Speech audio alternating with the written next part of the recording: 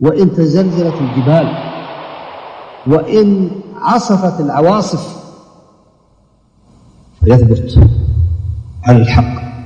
Au nom d'Allah, le tout miséricordieux, le très miséricordieux, la louange revient de droit à Allah, le Seigneur des univers, et que l'éloge et le salut soient sur le messager d'Allah, sur sa famille, ses compagnons et tous ses suiveurs avec bienfaisance, jusqu'au jour de rétribution. Ceci est un extrait important de l'érudit savant Cheikh Abdelaziz ben Abdallah ben Baz, qu'Allah lui fasse miséricorde, où il montre l'origine de l'innovation du Mawlid.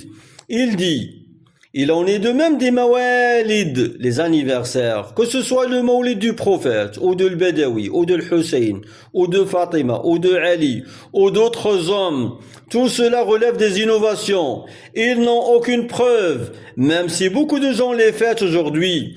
Puisque les innovations sont innombrables de nos jours, ainsi que les péchés. Les actes des gens ne sont pas une preuve devant le livre d'Allah, ni devant la sunna du messager, que l'éloge et le salut soient sur lui. Mais plutôt, la preuve réside dans le livre d'Allah et dans la sunna du messager, ainsi que dans le consensus des pieux prédécesseurs.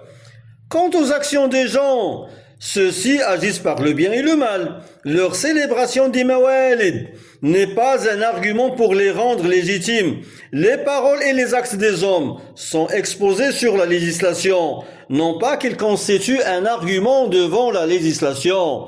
Ils sont à exposer sur ce que Allah et son messager ont dit, comme Allah dit: فَإِن تَنَازَعْتُمْ فِي شَيْءٍ فَرُدُّوهُ إِلَى اللَّهِ وَالرَّسُولِ. Traduction approchée du sens du verset.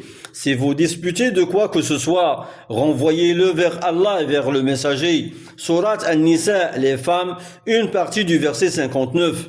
Et certes, les savants sont unanimes sur le fait que cette innovation n'a pas eu lieu pendant l'ère du prophète, que l'éloge d'Allah et son salut soit sur lui, ni pendant l'époque des compagnons, ni pendant les 3 siècles privilégiés, mais plutôt ceux qui l'ont inventé après eux sont les Fatimides, Rafidites, qui ont gouverné l'Égypte et les pays du Maghreb durant un certain temps, jusqu'au 6e siècle. Ensuite, d'autres l'ont relayé. Voici l'origine de cette innovation. Alors, est-ce qu'un croyant agrée que son prédécesseur dans cette innovation soit les Rafidites?